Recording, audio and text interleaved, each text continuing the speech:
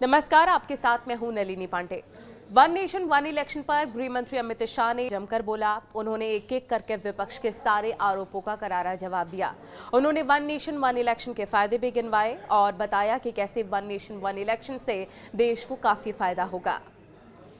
हम संशोधन लाए देश के अर्थतंत्र को सुचारू बनाने के लिए। दूसरा संशोधन लाए 102वां संशोधन, national commission of backward class को संवैधानिक दर्जा देने का काम। अब कुछ लोगों को पेट में दुख रहा है कि नरेंद्र मोदी जी ने ये क्यों किया। मैं साहब आगे बहुत सारी बातें बताऊंगा।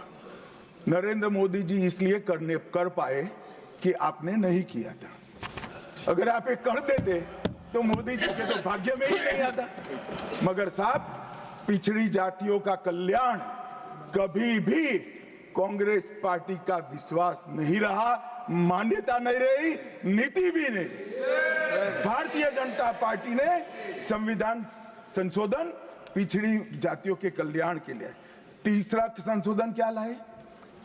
130वां संशोधन 12 जनवरी 19, किसी भी जिनको आरक्षण का फायदा नहीं मिलता है ऐसी जाति के गरीब से गरीब बच्चों को 10% आरक्षण देने का फैसला।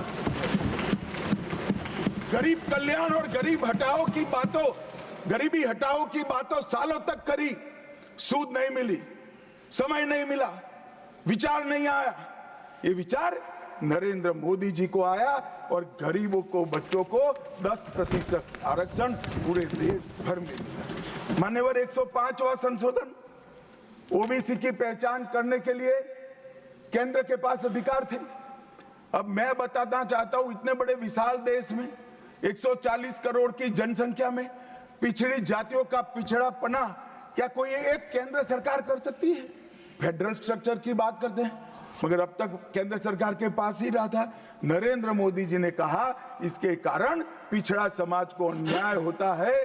आगे से ये संविधान संशोधन करने के बाद 10 अगस्त 2021 के बाद पिछड़ापन का निर्णय करने का अधिकार राज्य की सरकारों को देने का काम नरेंद्र मोदी। और मान्यवर, सबसे अंतिम संशोधन में पांचवा कहना चाहता हूं, 106वां संशोधन, और मैं तो क्रम में बोला हूं, एक भी काटा नहीं।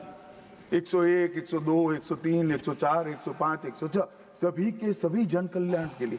और छठा सम्मेलन संशोधन था 28 सितंबर 2023 को, मातृशक्ति को शक्ति प्रदान करने का, मातृशक्ति को 33% आरक्षण, नारी शक्ति वंदन अधिनियम।